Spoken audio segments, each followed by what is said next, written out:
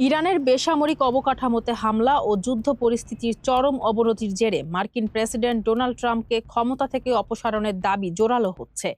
দেশটির সংবিধানের 25তম সংশোধনী প্রয়োগ করে তাকে দায়িত্ব পালনে অক্ষম ঘোষণার আহ্বান জানিয়েছেন বেশ কয়েকজন প্রভাবশালী আইন প্রণেতা।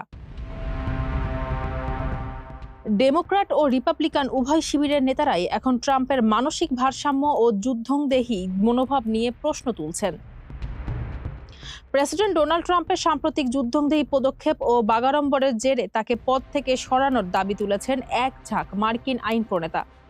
এই দাবিতে সর্বশেষ যুক্ত হয়েছেন অ্যারিজোনার কংগ্রেসওম্যান ইয়াসমিন আনসারি।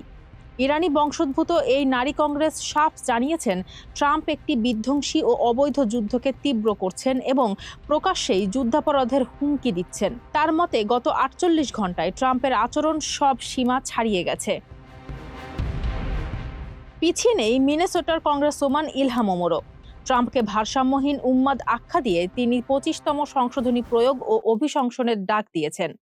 একই সুরে নিউ মেক্সিকোর মেলানি স্ট্যান্সবারি বলছেন, মন্ত্রিসভা ও কংগ্রেসের এখনই পদক্ষেপ নেওয়ার সময়।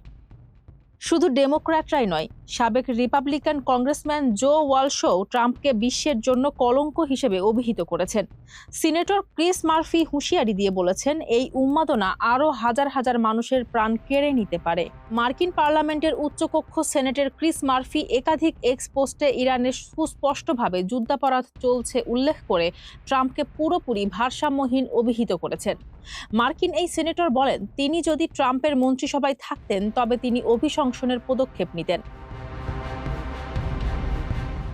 ট্রাম্পকে বিপজ্জনক ও মানসিক ভারসাম্যহীন অভিহিত করেছেন সেনেটর প্রভাবশালী সদস্য বার্নি স্যান্ডার্সও। প্রবীণ এই মার্কিন সেনেটর এখনই কংগ্রেসকে পদক্ষেপ নেওয়ার আহ্বান জানিয়েছেন। মার্কিন সংবিধানের 25তম সংশোধনী আইন অনুযায়ী প্রেসিডেন্ট যদি দায়িত্ব পালনে শারীরিকভাবে বা মানসিকভাবে অক্ষম হন তবে তাকে অপসারণ করে ভাইস প্রেসিডেন্টের হাতে ক্ষমতা হস্তান্তরের বিধান রয়েছে। ফারজানা হাসিন, মানবকণ্ঠ।